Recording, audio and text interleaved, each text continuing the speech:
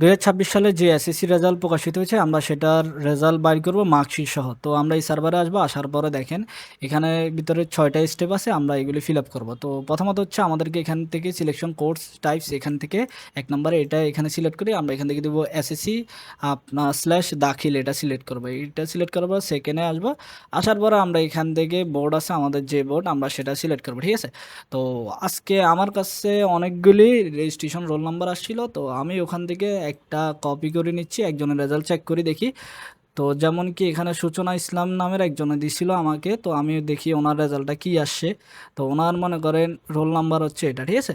তো আমরা চলেন ওনার রোল রেজিস্ট্রেশন এগুলি দিব। এখন কথা হচ্ছে সবার প্রথমে আগে বোর্ড দিতে হবে। তো আমরা বোর্ড কি সূচনা ইসলাম, উনি হচ্ছে আপনার ময়মনসিংহ বোর্ড।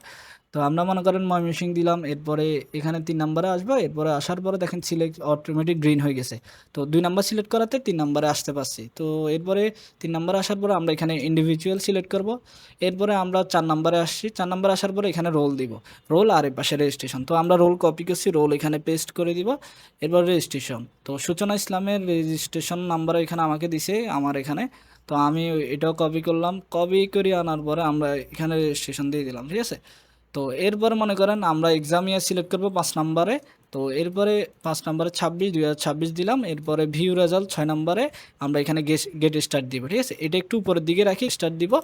এরপরে দেওয়ার পরে এরকম একটা ক্যাপচার আসবে। তো ক্যাপচার আসে, আমরা আশেপাশে কোথাও ক্লিক করবো না, মাউস দিয়ে এখানে ক্লিক করার দরকার নাই, জাস্ট এখানে যে ক্যাপচারের কোড আসে সেটা দিয়ে দিব। তো এখানে আসে আপনার 2960। না বুঝলে এখান থেকে রিফ্রেশ দিয়ে আবার করবেন। তো আমরা গেট রেজাল্ট দিব, এরপর অপেক্ষা করতে বলতেছে, হ্যাঁ আসে। তো দেখেন ওনার রোল নাম্বার অনুযায়ী আসে। আপনার ওনার নাম হচ্ছে সূচনা ইসলাম, বাবার নাম আসে এখানে, পার্সোনাল অ্যাড্রেস। তো ওনার এখানে রেজাল্ট দেখাচ্ছে না, এখানে একটা মানে হচ্ছে দেখেন ওনার সব দেখাচ্ছে। তো কেন আসতেছে না, উনি ম্যাথমেটিক্সে খারাপ করছে, ইন্নালিল্লাহ। তো যাই হোক এক সাবজেক্টে খারাপ করছে। তো ওনার রেজাল্ট বাইর করছি আমরা, রেজাল্টে এখানে কিছু আসে নাই।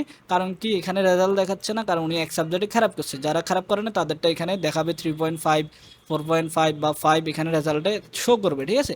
আর উপরে তো পার্সোনাল ইনফরমেশন। যাই হোক, তো আমরা ওনার জন্য দোয়া করবো, আশা করি বোর্ড চ্যালেঞ্জ করলে ওনার রেজাল্ট হয়তো ঠিক হয়ে যাবে, এক সাবজেক্টেও হয়তো পাশ করে ফেলবে।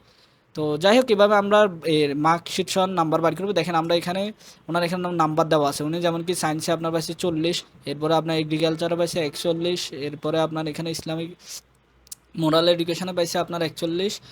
মোটামুটি রেজাল্ট একটু খারাপ করছে। যাই হোক এখানে আর কিছু না বলি, মোট কথা হচ্ছে এখানে আপনার বিস্তারিত আপনারা তথ্য পাবেন। তো এরপরে আপনারা কি করবেন, কম্পিউটার থেকে আপনারা এখানে আপনারা কন্ট্রোল পি দিবেন, পি দিলে এরপর প্রিন্টার অপশান আসবে। এরপর প্রিন্টার অপশান আসলে আপনারা এটা প্রিন্ট করিয়ে নিতে পারবেন প্রিন্টার থাকলে, অথবা আপনার ডেস্কটপে অথবা কম্পিউটারে সেভ করতে পারবেন, মোবাইল থেকে হয়তো নাও আসতে পারে। তো এই দেখেন এখান থেকে আমাদের সব ডিটেলস আসছে। তো দেখেন এখানে ডিটেলস সহ নিচে নাম্বার সহ আসে, তো এইভাবে আমরা সেভ করতে পারবো, ঠিক আছে। তো আমরা এখানে নিচের দিকে আরও পেজ থাকতে পারে, তো আমরা এখান থেকে শুধুমাত্র অল না দিয়ে এখানে দিব আপনার কাস্টম দিয়ে এখানে 1 দিব। 1 দেওয়ার পরে শুধু আমাদের ফার্স্ট পেজটাই আসবে, যেখানে আমাদের রেজাল্ট আছে, রোল নাম্বার সব কিছু আছে, ঠিক আছে।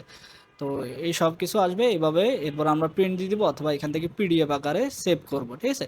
তো পিডিএফ আকারে সেভ দিয়ে এরপরে আমরা এই মনে করেন পিডিএফ দিলাম, পিডিএফ দিয়ে এরপরে সেভ দিলে আমাদের সেভ হয়ে যাবে, ঠিক আছে। তো মনে করেন আমি সেভ দিলাম, সেভ দেওয়ার পরে এখানে আপনার কম্পিউটারে সেভ দেওয়ার জন্য বলবো, এরপরে সেভ দিলে সেভ হয়ে যাবে। তো আশা করছি আপনারা বুঝছেন, এইভাবে আপনারা খুব সহজে এসএসসি রেজাল্ট বাইর করতে পারবেন। তো অনেকে হয়তো এখনো কনফিউজ যে এটা কোন সার্ভার থেকে বাইর করছি বা কি। তো আমি আসলে সার্ভারের নামটা আপনাদেরকে আবার বলতেছি, সেটা হচ্ছে আপনারা যে গুগল সার্ভারে আসি লিখবেন GOV.BD, ঠিক আছে। এটা লিখে সার্চ করলে ডিরেক্ট এই লিঙ্কে নিয়ে আসবে। তো এখান থেকে আপনারা খুব সহজে দেখতে পারবেন। তো আশা করছি বুঝতে পারছেন, কেউ কিছু না বুঝলে জিজ্ঞেস করিয়েন, আর কারো রেজাল্ট না পাইলে কমেন্ট করে জানান, ঠিক আছে। আল্লাহ হাফেজ।